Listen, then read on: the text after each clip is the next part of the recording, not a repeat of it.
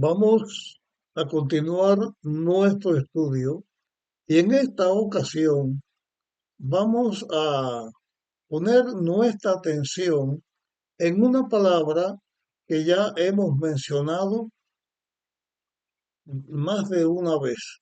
Esa palabra a la que me he referido es una de las dos condenaciones o condenas que el ser humano sufrió tan pronto cayó. Las dos maldiciones fueron: muriendo morirás. O sea, la declaración final: el pecado trae como consecuencia la muerte. La otra declaración: esa muerte es la corrupción, es la manera en que el ser humano, después de nacer, va creciendo hasta un momento y de ahí comienza la corrupción o la degradación. Con respecto a la corrupción que sucede cuando una persona muere, quiero hacer una aclaración. Se han dado casos en la historia del ser humano de personas que han muerto y las han enterrado, pero habían muerto solamente en, en apariencia. No habían muerto, habían entrado en un tipo de letargo, en una catalepsia, así se llama, un tipo de adormecimiento donde la persona se ve que está muerta, pero solo está pasando ese proceso. Por eso comenzó a hacerse también la costumbre, para evitar que una persona muerta o en apariencia muerta, porque estaba viva, pero aparentemente muerta, entonces la persona, antes de enterrarla, dejaban pasar un periodo de 24 horas.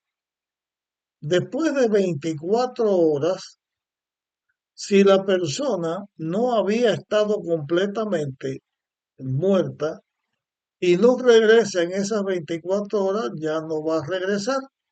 Ya la corrupción comienza en el ser humano, porque la corrupción comienza en el momento de la muerte. El que está siendo víctima de la catalepsia no comienza una degradación, pero la persona, inclusive, para estar las 24 horas y no tener mal olor y no tener un estado de putrefacción, pues se prepara. Una persona muere y entonces la preparan para que dure las 24 horas. Desde luego, después de la preparación o antes de la preparación, cuando una persona se le inyecta formol y se hacen todos los procesos de preparación, ya la persona también queda muerta. Pero existe esa enfermedad. Yo no sé en- desde cuándo en la historia de la humanidad se esperaba tanto tiempo para enterrar a la persona. Pero sí sé cómo sucedió con Jesús. De eso hablaremos cuando llegue en su momento. Ahora, después de esta explicación que he hecho, vamos a leer un salmo, el Salmo 10. En el Salmo 10 vamos a comenzar a leer o vamos a leer el versículo 8, el versículo 9 y el versículo 10.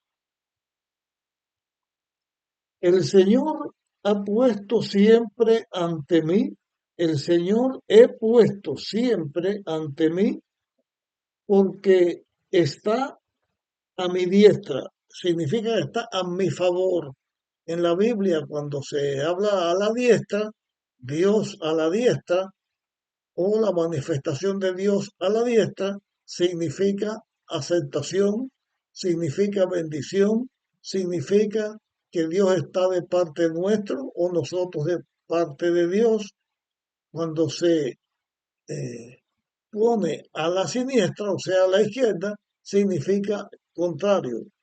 Por eso aquí el salmista está diciendo que Dios está a mi diestra y entonces habla de su seguridad. Como Dios está a mi diestra, no seré conmovido. Versículo 9. Por eso se alegra mi corazón y se goza mi gloria. También mi cuerpo reposará seguro, porque no me dejarás en el sepulcro, ni permitirás que tu santo vea corrupción. Este salmo que David está haciendo no está hablando de algo que es de él quien está hablando. David está aquí bajo la inspiración hablando del Mesías, un salmo mesiánico, y está hablando no de su experiencia, sino está hablando de la experiencia de Jesús, del Mesías, que vendría a dar su vida eh, por la humanidad. En la Biblia, nosotros vamos a encontrarnos otra vez con esta declaración de, del profeta, del salmista David. Aquí se está hablando que Dios no permitiría que su santo tuviera corrupción. Y se ve aquí también que David está hablando del Mesías y no de él, porque no dice que él era el santo que no vería corrupción, sino su santo, el que es santo de Dios. Esta palabra santo, nosotros también vamos eh, vamos a verla más adelante en nuestro estudio. Ahora vamos a buscar en la Biblia, en el libro de los Hechos. En el libro de los Hechos vamos a buscar el capítulo 2. Y en Hechos, capítulo 2, vamos a leer los textos 30 al 32. Dice, bueno, yo en vez de comenzar el 30, voy a comenzar a leer el versículo 29. Dice, bueno, perdonen porque miré aquí el texto y es mejor que comience a leer desde antes del versículo 28. Y para esto, entonces vamos a comenzar con el versículo 25. Dice, porque David dice de él, yo veía al Señor siempre ante mí, porque está a mi diestra, no seré conmovido. Por eso mi corazón se alegró y se gozó mi lengua, y aún mi carne descansará en esperanza, porque no me dejarás en el sepulcro, ni permitirás que tu santo vea corrupción. Me diste a conocer los caminos de la vida, me llenarás de gozo con tu presencia. Ahora dice el apóstol Pedro, esto está en Hechos capítulo 2 cuando el Pentecostés dice, hermanos, se puede decir confiadamente que el patriarca David murió y fue sepultado, y su sepulcro está con nosotros hasta hoy. O sea, David murió y cuando el apóstol Pedro estaba hablando de esto, dijo el apóstol Pedro, su sepulcro está con nosotros. Por lo tanto, no estaba hablando de él.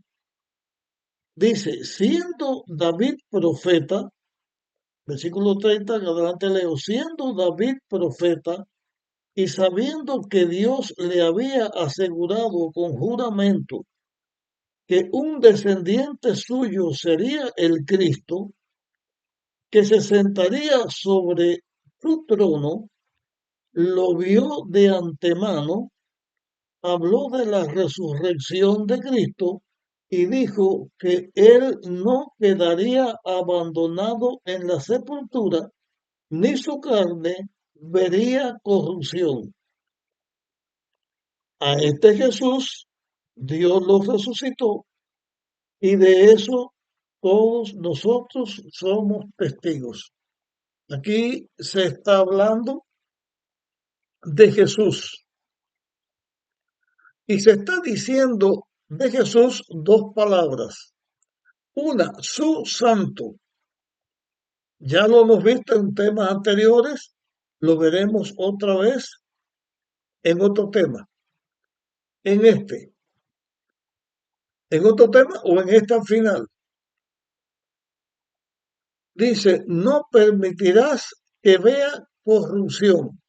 Significa Jesús no fue, no fue corruptible. La naturaleza de Jesús, Jesús no fue corruptible. ¿Por qué estamos diciendo que Jesús no fue corruptible?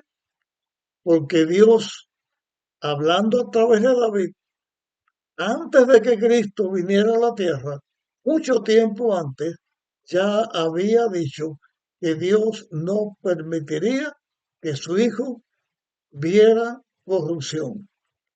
Lo está analizando con respecto a su muerte en el sepulcro. Está analizándolo de acuerdo con su muerte y con su enterramiento cuando lo llevaron al sepulcro. Jesús murió el viernes a las 3 de la tarde, o fue sacrificado a las 3 de la tarde, o fue sacrificado desde las 9 de la mañana cuando lo crucificaron, a la hora que el cordero se ofrecía, y muere, y después que Jesús muere, Nicodemo, o José de Arimatea y Nicodemo entierran a Jesús el viernes por la tarde. O sea, fue enterrado después de muerto. Estuvo de las 3 de la tarde en adelante sin enterrar. Se enterró antes de la puesta del sol y el sábado a las 3 de la tarde Jesús estaba en la tumba todavía, ya pasaban las 24, o ya iban las 24 horas, pero siguió en la tumba y resucitó al amanecer domingo. O sea, Jesús pasó en la tumba más de 24 horas. Pasó parte de 3 días, el viernes, el sábado y el domingo que resucita. Pero cuando Jesús resucita, no estaba corrupto. O sea, él no vio corrupción. ¿Por qué Jesús no vio corrupción? Porque no había tenido el tiempo suficiente para que su cuerpo se corrompiera. No, no fue por eso, porque Jesús, Jesús pasó más tiempo en la tumba. Pero ¿por qué no pasó corrupción? Porque Jesús, como no tenía con naturaleza pecadora, como él no tenía la maldición del pecado en él, si hubiera tenido la naturaleza pecadora, el pecado hubiera maldecido a Jesús también, porque estaba bajo el poder del pecado. Tener la naturaleza pecadora no significa que uno peca. El pecado se hace cuando uno viola la ley de Dios, pero la naturaleza pecadora es la inclinación al pecado. Jesús no tenía esa inclinación, por eso no tenía la naturaleza corruptible del ser humano. Hemos visto en la Biblia cómo la palabra de Dios enseña que Jesús no se corrompió. Si Jesús hubiera tenido la pecaminosidad de la inclinación al pecado, porque todo descendiente de Adán tuvo la inclinación al pecado y por lo tanto fue pecador. Todo descendiente de Adán tuvo la fase de la degradación, de la corrupción, menos los que Dios llevó al cielo, a Enoch y a Elías. Esos no vieron corrupción, porque Dios los trasladó vivos al cielo. Igual que los que van a ser trasladados vivos al cielo cuando Cristo venga por segunda vez, tampoco verán corrupción.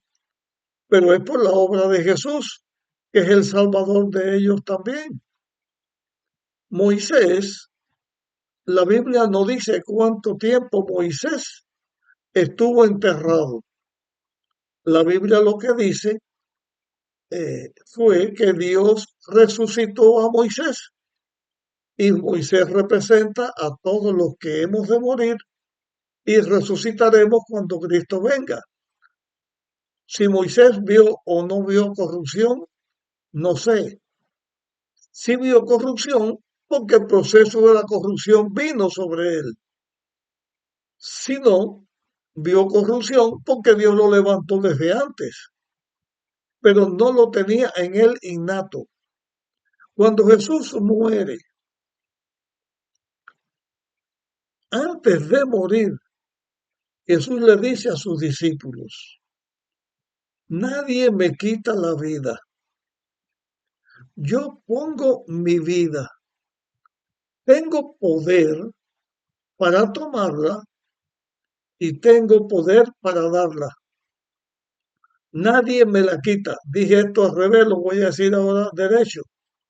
Cristo le dijo, nadie me quita la vida, yo la pongo, de mí la pongo voluntariamente. Tengo el poder para poner mi vida y tengo el poder para tomar mi vida.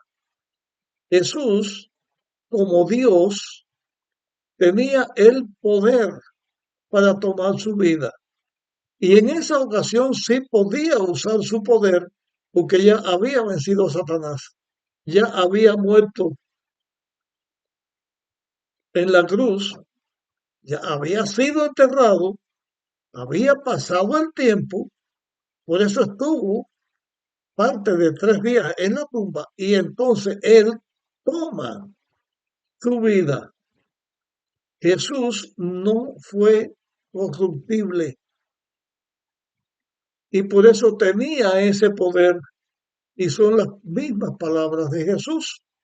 Ahora vamos a leer un texto que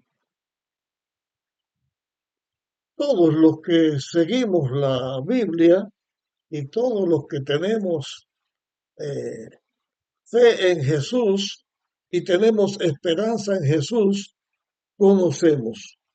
Este texto está en Primera de Corintios, capítulo 15, y vamos a leer a partir del versículo 50.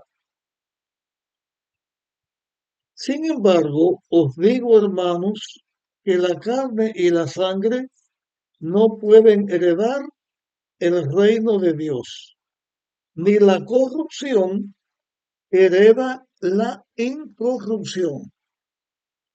Os voy a decir un misterio. No todos dormiremos, significa moriremos. Dice, no todos dormiremos, pero todos seremos transformados. Versículo 52. En un instante, en un abrir de ojos, a la final trompeta, porque se tocará la trompeta y los muertos serán resucitados incorruptibles y nosotros seremos transformados. El muerto resucita, pero cuando resucita, resucita en la naturaleza, en armonía con Dios, por lo tanto, incorruptible, porque es necesario que esto corruptible sea vestido de incorrupción y esto mortal sea vestido de inmortalidad. ¿Cuál es el proceso de la salvación? El muerto, el mortal, es ahora inmortal. El ser humano que muere y queda en la tumba y murió en Jesús, muere en la fe de Jesús. Muere salvo por Jesús. Y cuando llegue el tiempo, Dios lo levanta de la tumba, así como Cristo se levantó de la tumba, Dios levanta de la tumba a su seguidor. Y ese seguidor ya nace, despierta para no morir jamás. Pero para no morir jamás, entonces Dios le da la incorrupción. Igual que en la creación, el ser humano no tenía que degradarse, solamente se degrada cuando el pecado entró. Al resucitar, resucita con el poder de Dios ya transformado, ya no es más corruptible, ya será joven, vivo, en armonía con Dios por la eternidad. Ya se ganó la batalla y eso es en la venida de Jesús. Pero Jesús, nuestro Redentor, es el único ser humano que no vio corrupción. La Biblia lo señala que no vio corrupción. Fue el único incorruptible. Si hubiera tenido una naturaleza inclinada al pecado, Jesús hubiera sido corruptible. Pero la Biblia enseña que Jesús fue incorruptible. Por lo tanto, no tuvo la inclinación al pecado. Desde el momento en que la inclinación al pecado está, ya significa que el pecado reinaba en nosotros. Voy a leer, voy a buscar, iba a terminar aquí, pero ahora me acordé que tengo otro texto que quiero compartir. Este texto está en el libro de Juan, capítulo 14, Juan 14, el versículo 30. Dice, yo no hablaré mucho con vosotros, porque viene el príncipe de este mundo, pero nada tiene en mí. Dijo Jesús, pero nada tiene, pero no tiene nada en mí. ¿Qué significa que el príncipe de este mundo, que es Satanás, no tenga nada en Cristo? no tenía Jesús una naturaleza inclinada al pecado. Por eso era incorruptible. El único incorruptible y la misma declaración de Jesús, el príncipe de este mundo, o sea, el diablo, nada tiene en mí. Dentro de Jesús no había en su mente nada del pecado.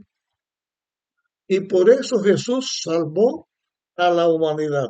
En el próximo tema vamos a hablar de otra palabra sobre Jesús que ya hemos hablado y de otro aspecto de Jesús que tiene que ver con el pecado.